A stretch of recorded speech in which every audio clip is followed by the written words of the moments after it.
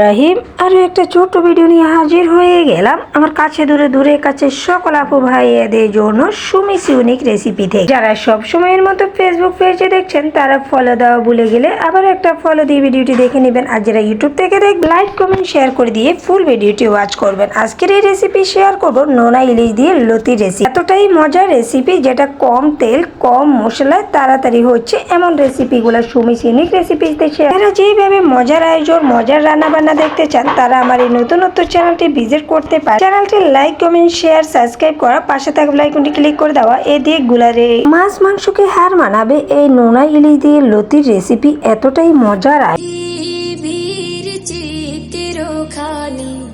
তুমি নিপুণ তোমার হাতে কিছু। আসসালামু আলাইকুম, সুমিস ইউনিক রেসিপি থেকে আবারও নতুন একটা রেসিপি নিয়ে হাজির হয়ে গেলাম। আজকের এই নতুন রেসিপি বা ছোট চ্যানেলে শেয়ার করব লতি দিয়ে নোনা ইলিশ। আগের থেকে লতিগুলা কুটে ছোট ছোট করে রেডি করে রাখছি, আর এখানে পেঁয়াজ কুচি, টমেটো কুচি, কাঁচামরিচ, ধনিয়া পাতা কুচি এগুলো রেডি করে রাখলাম। আর দুই নোনা ইলিশকে এইভাবে আমি আগের থেকে 1 থেকে 1.5 ঘন্টা, এত বেশি লবণ ছিল এটাকে পানির মধ্যে ভিজিয়ে রেখে বারবার ধুতে মনে হয় যে সব গলে গেছে। আর এই পাশ দিয়ে মাছের কিছু কাটা বলে না এটাকে, কান্না লেজ এগুলাও ধুয়ে রাখ। নোনা ইলিশ এতটাই মজার আর খুব পছন্দের একটা রেসিপি। আর এটা দিয়ে বেগুন বা লতি যেটাই পাকাই না কেন খুব বেশি ভালো লাগে। সব রেডি করে রান্না করতে এখন আর বেশি সময় লাগবে না, খুব অল্প সময়ে এই রেসিপিগুলা করার একটা আইডিয়া। আগের থেকে সব রেডি করে রাখা আর খুব তাড়াতাড়ি করে রেসিপিগুলা রেডি করে নেওয়া। আর এর মধ্যে আমি একটা চুলায় কড়াই বসিয়ে দিলাম, আর কড়াইতে সামান্য পরিমাণে তেল দিলাম। তেল আমি পরিমাণের চেয়ে সবসময় কম খাই। এটা আমার ভিউয়ার্সরা যারা পুরান থেকে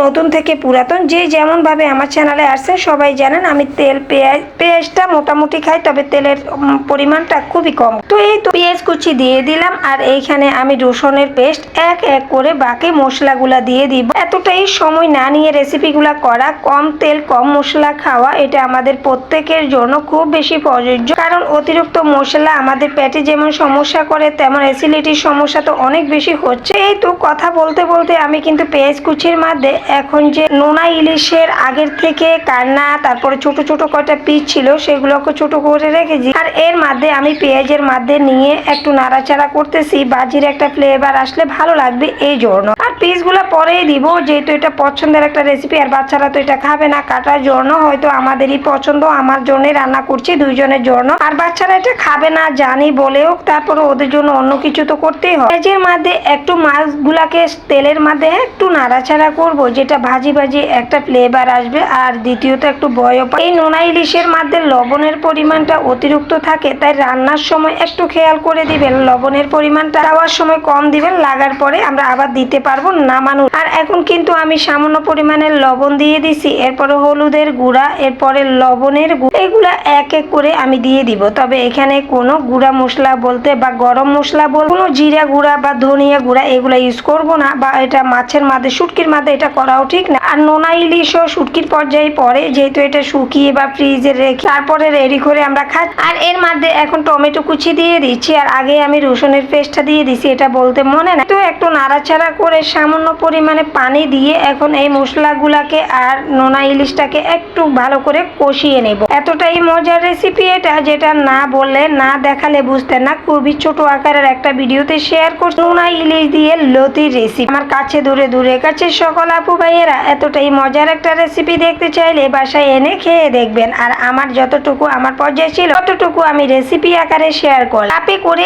আধা কাপ পানি দিয়ে এটাকে ভালো করে কষিয়ে নিব। আর কষানোর পরে আমি আগের থেকে রেডি করা লতিগুলা যে ছোট ছোট করে রাখছি, যেটা ইলিশ মাছ দিয়ে করলে আর একটু বড় সাইজ করতে, আর যেটা এখন পাতুরি বলেন বা চচ্চড়ি বলেন সে আকারে কুটে নিছি। আর আগের থেকে কুটে রাখা লতিগুলাকে আমি মাছগুলা কষিয়ে রাখলাম, সেটাতে আমি এক করে সবগুলা দিয়ে দিলাম। দিয়ে একটু নাড়াচাড়া করব।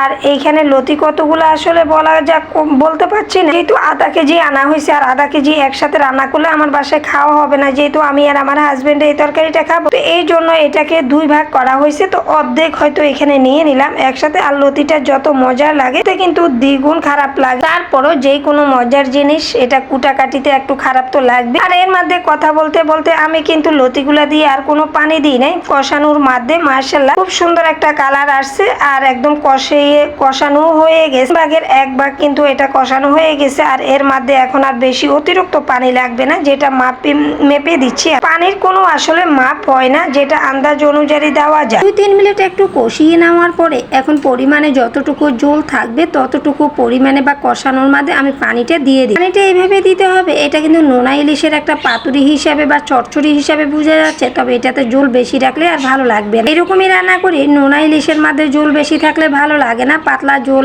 ভালো লাগবে না বলতে এতটুকুই বুঝাতে পারলাম না হয়তো। এই তো পানিটা একবারে দিয়ে আমি ঢাকনা দিয়ে রেখে দিছি আর আস্ত 2টা কাঁচামরিচ দিয়ে দিচ্ছি, কারণ শুরুতে আমি কাঁচামরিচটা দিই না, তো জাল অতিরিক্ত হয়ে যাবে। গুঁড়ি মরিচ দিয়েছি আর মাশাআল্লাহ এখন দেখেন 3 থেকে 4 মিনিট পরে লতিটার কালারটা কত সুন্দর আসছে। আর এর মধ্যে ক্যামেরায় আমি কিন্তু মাছগুলাকে ওইভাবে ছোট ছোট করে দিয়ে দিছি, কারণ নিজেই চিন্তা করলাম বড় মাছের মধ্যে লবণ ঢুকবে না, হয়তো ভালো লাগবে। একভাবে দিয়ে মাশাআল্লাহ এখন আমি ধনিয়া কুচিটা দিয়ে দিলাম। ওটা ভালো লাগার মজার একটা রেসিপি, যেটা না করলেই না হয়। খুব ছোট আকারের একটা ভিডিও, তাই হয়তো বয়স দেওয়া।